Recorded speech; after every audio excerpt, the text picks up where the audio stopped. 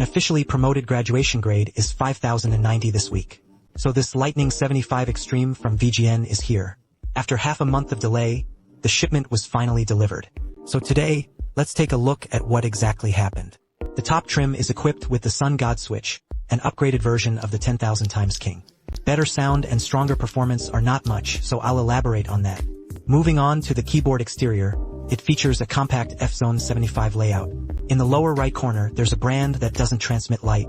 There's a small hole in the lower right corner that lets light through. Moreover, the lighting effects follow the button area and cannot be set separately. The most abstract part is the design in front of it. This is a keyboard that can knock out a bit of a chai. So the upper rod doesn't reach the bottom. This makes chai very difficult to use. It's extremely difficult to use.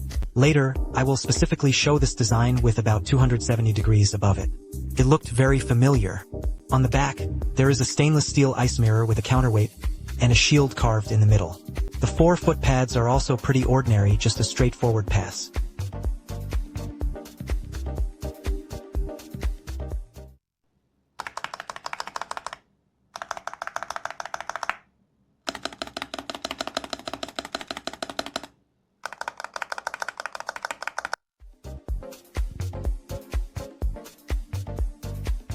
The driver page is pretty well done.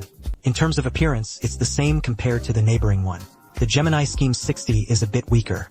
However, when it comes to appearance, everyone feels differently. It's quite subjective, but the rest is quite user-friendly.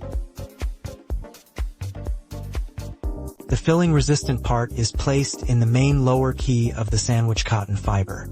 PET raw oil pad with 1.6 degrees of groove bottom cotton.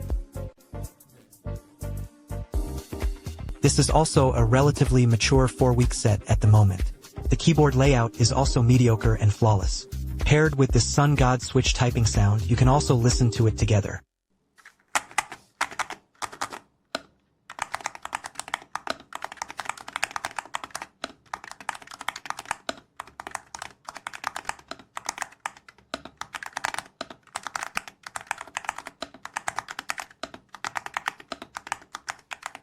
So the so-called magnetic levitation structure is not here. The top cover is very fun, and it's just for fun.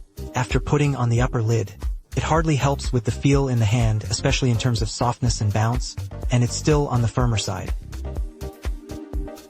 Come to some interesting places. First is the wireless internal call connection method. Here's a good review, but can it be done completely?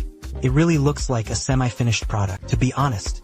Then there's the knit-in quick release design on both sides because there's a groove, so the upper part is still relatively easy to disassemble. But the uncomfortable part is that there's no power point at the bottom. Without a support point, removing the top cover once is very difficult. And you also have to bear the risk of losing money, which is quite abstract. Then it won't be done. If it's a quick disassembly, you can actually skip it. There is a gap at the connection of the Shanghai cover, which does not affect usability. But it seems the same problem remains. Finally, the brand's graduation season product quality is quite average. Then there are 5 LED bead factories clearly given to PCB for the factory, but they had to block it with something. Will they say this is an Easter egg left for us by VGN? He really made me cry my eyes out.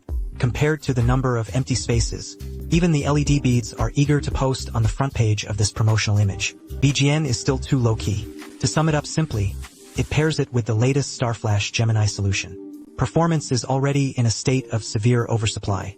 It mainly depends on the details of the surgical user experience.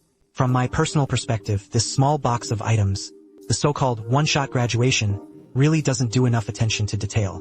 A set of things is incomplete. The previous high is not low. There are also issues like missing shaft tolerances and a series of other issues. Overall, it still feels like the narrative outweighs the reality. I don't dare say more. So what about other brands at this price point?